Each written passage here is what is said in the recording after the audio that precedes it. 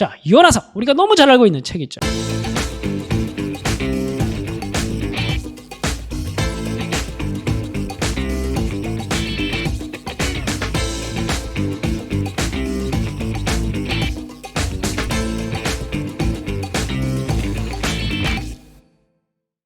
요나의 이야기도 사실 핵심의 이야기는 뭐냐면 요나가 뭘 했어요?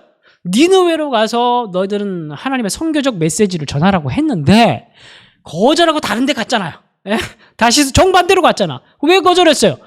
바로 배타적인 민족주의 때문입니다. 우리는 선하고 이방 민족은 싹 다 쓰레기. 쟤들을 절대 구원받을 수고 구원받았어도 안 돼. 게다가 아시리아는 우리를 괴롭히는 나쁜 놈들이야. 그러면서 절대 하나님 저 놈들은 구원받았어도 안 되고 구원했어도 안 됩니다.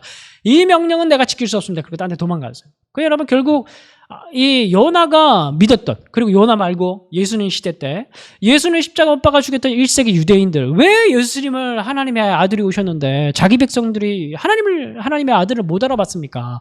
그들이 믿었던 메시아, 그 메시아는 고난받는 메시아가 아니었기 때문에 그렇습니다. 대속제물로 십자가에 죽는 메시아가 아니라 로마 제국을 물리치고 자신들을 정치적으로 구원할 정치적 메시아, 능력 메시아를 기다렸기 때문에 예수를 알아볼 수가 없었죠. 그러니까 어떤 예수를 믿느냐, 어떤 하나님을 믿느냐, 너무너무 중요한 믿음이라는 거예요. 중요한 부분이라는 겁니다. 그래서 여러분, 이 교회 역사에서도 얼마나 잘못된 방식으로 잘못된 하나님, 잘못된 예수님을 믿어가지고 얼마나 교회 망신을 시킨 사람들이 많은 줄 아십니까? 교회 역사는 다 그 역사예요. 사실은 치욕의 역사가 사실 교회 역사예요. 교회사를 공부를 해보면 잘했던 적이 별로 없어요. 참 안타까운 얘기지만, 그래서 십자군 전쟁 같은 경우에도 우리 그렇잖아요. 예수의 이름으로 칼을 빼들고, 얘들이 믿는 예수님은 칼 빼든 예수님은 칼 빼든 이방인들을 증오하는 예수님이에요. 혐오하고 증오하는 예수님. 그리고 또 보면은 어떤 부분에서는 교회 역사에서 이원론이 너무너무 많이 판을 쳤던 때가 있습니다. 지금도 마찬가지지만 이거는 이제 장소, 거룩한 장소가 있으면 속된 장소가 있고, 거룩한 직분이 있으면 속된 직분이 있고, 뭐 그런 거예요. 그래서 뭐 목사의 직분은 성직, 그리고 일반 직업은 막 속된 직업. 그러면서 직업도 그렇게 나누고 사람도 그렇게 나누고, 이 이원론들은 전부 다 어디에서 왔냐면 헬레니즘에서 온 거예요. 세속 철학에서 온 겁니다. 헬레니즘이 이원론이에요. 이원론. 그래서 눈에 보이는 게 다 악한 것이고 눈에 안 보이는 건 다 선한 것이고, 그렇게 믿는 게 헬레니즘이에요. 이원론. 그래서 얘네들이 믿는 예수는 어떤 예수냐면은 바로 헬라 철학을 전하는 그 수사학자들이 입는 그 옷을 입고 다니는 예수를 믿었던 거죠. 또 어떤 사람들은 예수님이 열광주의, 막 머리를 풀어해주고 우후를 또 이제 막 어떤 광란의 잔치를 벌이는 그런 종교 열광주의에 빠져있는 예수를 믿는 사람들이 있습니다. 결국에는 이 똑같은 예수를 믿는데 이 이상한 방식으로 방향으로 가는 사람들은 도대체 왜 이런 문제가 생기느냐? 이런 사람들은 다 시간 낭비하는 거예요. 그냥 믿지를 말든가 차라리. 왜 이런 일들이 생기느냐? 그거는 이제 예수님의 상이 잘못된 거죠. 예수님의 상이 잘못된 거예요.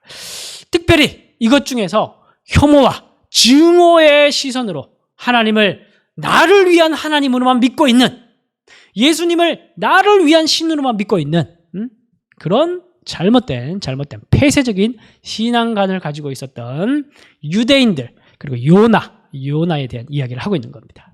자, 그런데 우리가 구약성경 지금까지 살펴봤듯이 하나님은 모압 여인이었던 룻, 가나안 여인이었던 라합을 메시아의 족보로 받아들인 분이 하나님이십니다. 구약성경에 하나님이셔요. 아람 장군이었던 나아만을 구원시키셨고, 페니키아, 바로 이세벨의 고향이었죠. 그 페니키아의 사르밧 과부를 하나님께서 구원하신 분이 하나님이십니다. 구약성경에는 이토록 많은 이방인들이 하나님의 백성으로 들어오는 역사가 기록되어 있어요. 그러니까 우리가 그래서 우리가 늘 기억해야 될 게 뭐냐면 만물의 아버지. 내가 믿는 하나님은 어떤 분이냐? 만물의 아버지. 그래서 내가 어떤 사람이 밉더라도 내가 저 사람 정말 밉다. 저 사람 정말 나랑 안 맞다. 저 사람 너무 혐오스러워. 저 사람 너무 싫어. 이런 생각이 들거든.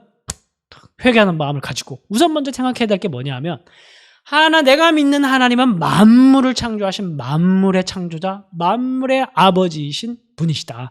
그걸 꼭 기억하시기 바랍니다. 그래서 여러분, 예수님께서 뭐라고 얘기하셨냐면 너희 원수를 위해서 기도하라. 너희를 박해하는 자를 위해서 기도하라. 로마인들을 위해서 기도하라는 말이에요. 왜냐하면 이같이 한즉 하늘에 계신 너희 아버지의 아들이 되리니 하나님이 그 해를 악인과 선인에게 비추시기 때문이다.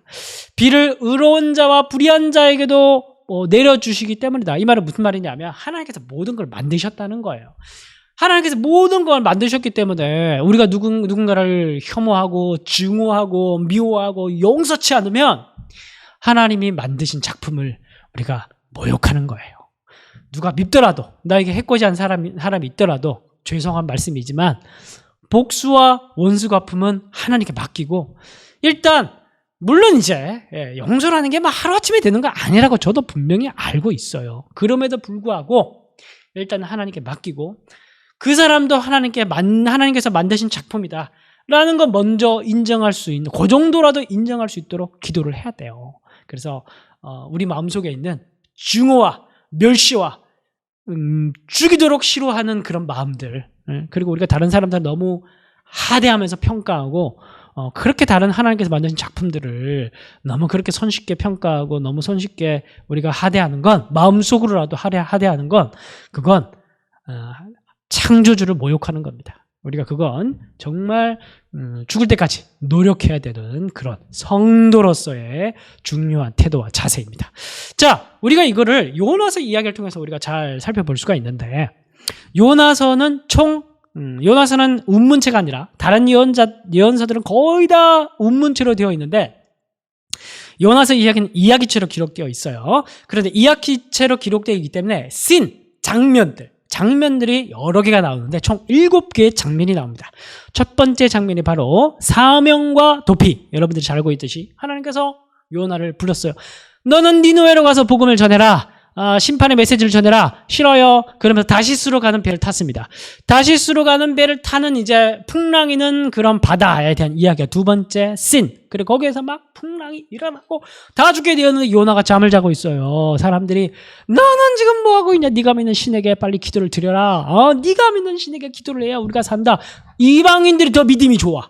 그래서 요나가 결국 나를 바쳐라 심청이처럼 바다에 빠뜨림을 당합니다. 그리고 이제 물고기 뱃속에 들어가서 기도하는 장면이 나오는데, 기도를 또 엉망으로 해요. 회개 기도도 아니고, 이 기도는 또 하나님 말씀에 순종하겠다는 기도도 아니고, 갑자기 무슨 성전을 주시는 것을 감사합니다 이런 기도를 하고 있어요. 물론 기도하면 좋은 거긴 하지만 어쨌든 나중에 여러분들도 보십시오. 이 기도가 정상적인 기도가 아니에요. 그래서 하나님께서 이제 니느웨 근처도 보냈어요. 물고기로 태워가지고 가서 전해! 그러면서 하나님께서 니느웨에 요나를 보냈어요.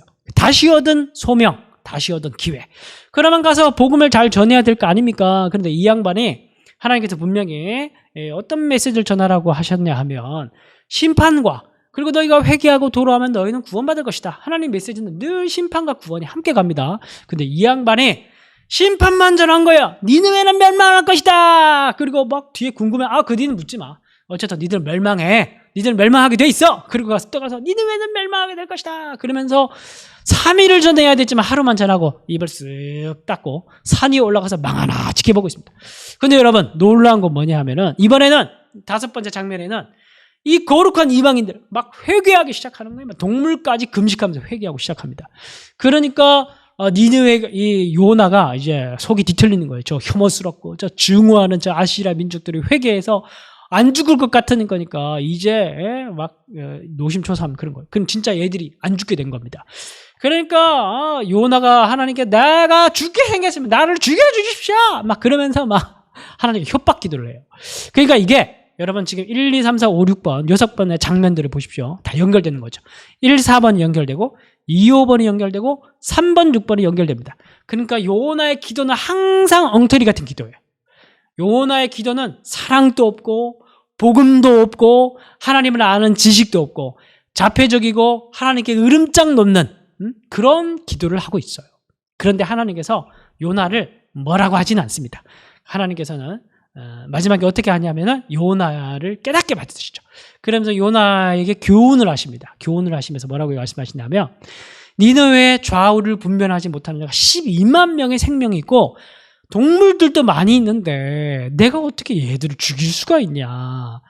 그러면서 하나님께서 이방인들을 사랑하시는 하나님, 동물들까지 사랑하시는 하나님에 대한 이야기로 요나사가 끝이 나요. 그러니까 하나님께서 요나를 교육하고 요나를 야단치기보다, 그러니까 저는 이제 요나사를 읽으면서 참 느끼는 게 뭐냐 하면, 우리가 다른 사람을 용서하고 증오하고 막 그런 이제 부분들 사실 살아가다 보면 어쩔 수 없잖아요.